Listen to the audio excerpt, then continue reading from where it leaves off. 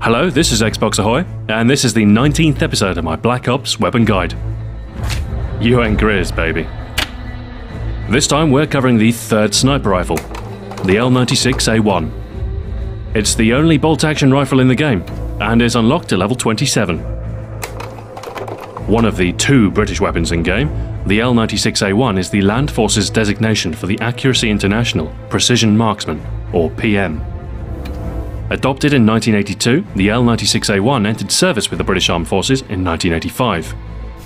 The Precision Marksman went up against a few other potential rifles for the L96 designation in trials, including the Parker Hale M85, PSG-1 and Remington 700. The PM eventually came out on top and became the sniper rifle employed by the British Army. The original PM design was improved in the Arctic Warfare version of the rifle, named for its ability to operate in a wide variety of climates. Available in a large number of different calibers and configurations, such as the Police variant or AWP with its shorter barrel and black furniture, and the Magnum or AWM, designed for more powerful cartridges. The Arctic Warfare range is an adaptable family of rifles suited to a large range of roles. Although the AW series are chambered for a variety of calibers, the L96A1 configuration fires the NATO standard 7.62 by 51mm round. Magazine capacity in-game is on the smaller end at 5 rounds.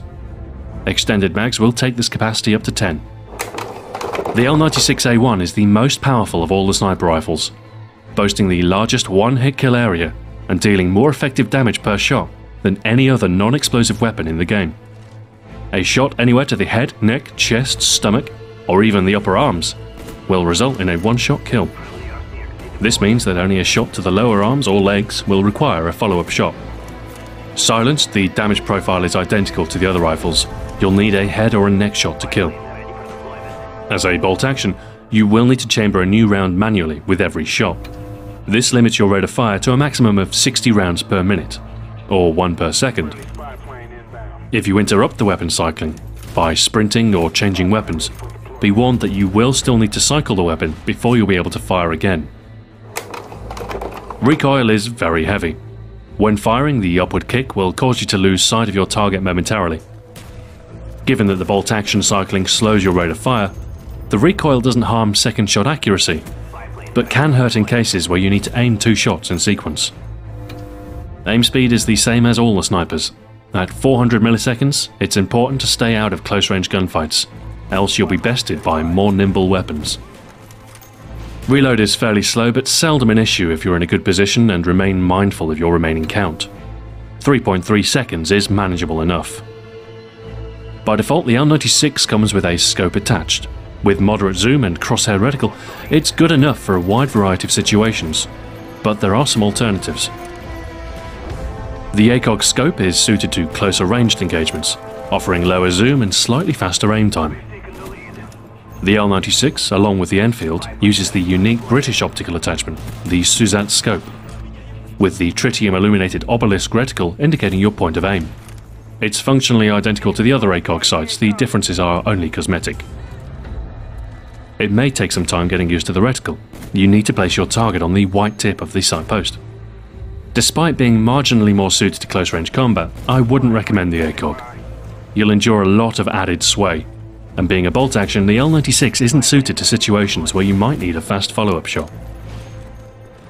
The infrared scope marks non-Ghost Pro users bright white, and otherwise behaves in the same way as the default scope. You lose some definition on target, but it can be useful at extreme ranges to highlight an otherwise hidden foe. The fact that there exists a near-perfect counter in Ghost Pro, however, means that I wouldn't recommend the infrared scope. The highlighting of enemies isn't that significant a benefit when some can walk right through your scope without detection. The variable scope is probably the most versatile option. Offering 3 different zoom levels, it's essentially an enhanced version of the default scope. The varying zoom permits you to aim more accurately at almost any range, and over extreme distances, the longest focal length will allow you to line up that perfect headshot. It's the wide-angle view of the lowest zoom that makes this such a usable optic, however.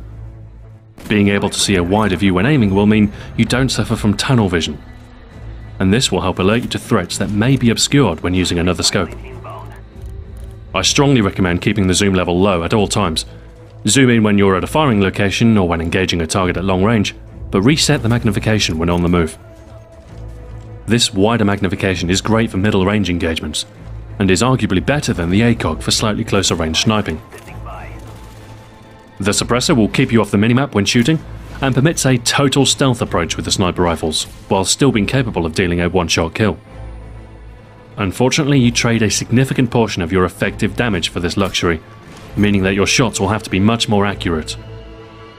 Given that the suppressed snipers have equal effective damage, the L96 is by far the worst choice to use suppressed, as you lose its damage advantage over the semi-automatic rifles. In short, if you want to go suppressed, use the WA2000. Extended mags doubles your ready ammunition count to 10 rounds, meaning that you'll require fewer reloads and can sustain sequential shots for longer. This could be useful in certain situations, but 5 rounds is generally enough, and the reloads are painless enough if you're concealed or in cover. Overall, my preferred attachment was the variable scope. By some margin, it's by far the most versatile optic, and it will increase your effectiveness at middle range and extreme range over the regular scope. Versatility is the one thing snipers sorely lack, so the significant increase the Vari-scope provides will increase your performance dramatically. Our perk loadout is focused on a combination of stealth and mobility. Although I don't recommend the suppressor, positioning is everything with the sniper rifles, and a certain degree of stealth is invaluable when it comes to getting to the perfect spot. Ghost will keep you off the radar, at least until you fire, which means that you're less likely to be accosted when on the move. Ghost Pro will remove the red name that appears over your head, useful should you need to hide. When prone in a good location, most foes will walk right past you unaware, making stealth a useful close-range defense on larger maps.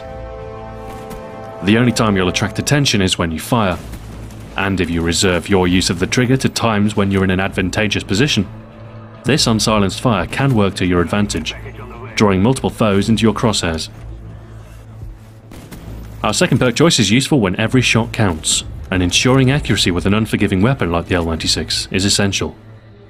Hardened, and especially the Pro variation, will enhance the effectiveness of your shots. The penetration benefit is of only marginal effectiveness. Generally speaking, you'll want to ensure a clean, unobstructed shot for a one-hit kill, but it can help in certain situations nonetheless. You'll be able to pierce thin cover more easily, making shooting through windows less of a gamble, and Hardened may even make the difference through thicker cover when shooting an already injured opponent. It's perhaps the Pro benefit of Hardened that's more useful. Decreasing your flinch when shot is essential if you find yourself taking fire just before making a shot. When one bullet is all it takes, ensuring it connects is vital. Positioning is key with the sniper rifles. Being in an unexpected spot will give you the time needed to line up a lethal shot. Our third perk choice, Marathon, gives us the mobility we need to get to firing positions quicker and otherwise evade close-quarter combat. Of course, running recklessly around the map can be detrimental to your health, so some caution and observation is required. But being able to flank the enemy and set up shop over a long sight line can mean that you'll be able to strike from behind and do much damage before your opponent is able to retaliate. On maps such as Array, Marathon is a godsend, allowing you to take the long route around a map more quickly, and giving you the edge in the element of surprise. For your secondary, you'll want to take a pistol. It will serve as an adequate close-range defense, at least until you can swap it for something more suitable. A single pistol works best here. That way you'll benefit from the quicker drop on your primary weapon and stand more of a chance when taken by surprise. As for grenades, I was using frags and concussion grenades, principally as defensive tools, or for clearing out enemies in cover. Claymores make for good accomplices when taking up a static firing position. Place one down to watch your back and you'll be able to rest a little easier, and focus your attention through your scope. When employing the sniper rifles, there's no getting around the fact that they are long-range weapons. The slow aim time and high level of precision required means that you'll be at a disadvantage in the open. That's not to say you'll be unable to kill targets at a closer range. With a carefully placed shot, you're deadly at any distance, but care should be taken to avoid any direct confrontation. One way you can play a little more aggressively with the sniper rifles is to employ them in a support role in team games. If you move with your team, hang back and provide accurate fire support, you'll have the close-range buffer in your teammates, and with a spot of luck they'll attract the enemy's attention, while you can eliminate them unseen from a little further back. If you do find yourself on your own, you may be best falling back to a traditional sniper role, preserving longer sightlines through good positioning and protecting your rear with a claymore. Playing as a lone sniper does demand patience, else you'll wind up exposing yourself to a gunfight outside your comfort zone and wind up getting killed. Whichever tactic you prefer, your accuracy is crucial, and ensuring that your first shot is the kill will prove essential, as the crack of a missed shot will serve as quite the motivation for your opponent to target you with urgency. If you're in a poor position or too close to your opponent, you won't get a second chance. The L96A1 is the most powerful sniper weapon in the game, with the highest potential for a one-shot kill. This means you have to worry less about hitting a target twice, as with most aimed shots you'll see consistent performance. Despite this tolerance, it remains important to be accurate. The slow bolt action is punishing to those who miss their mark. The sniper rifles don't really lend themselves to spray and pray tactics, so the slow fire rate encourages good habits, and will force you to be accurate to find success. It is not an easy weapon to use, but there are few weapons as satisfying when things do go your way. With careful positioning, a clear shot and keen aim, you'll be hidden death, allied to the shadows. One shot, one kill. Thanks for watching. This has been Xbox Ahoy. Join me next time when we'll be covering the next batch of secondaries, starting with the M1911.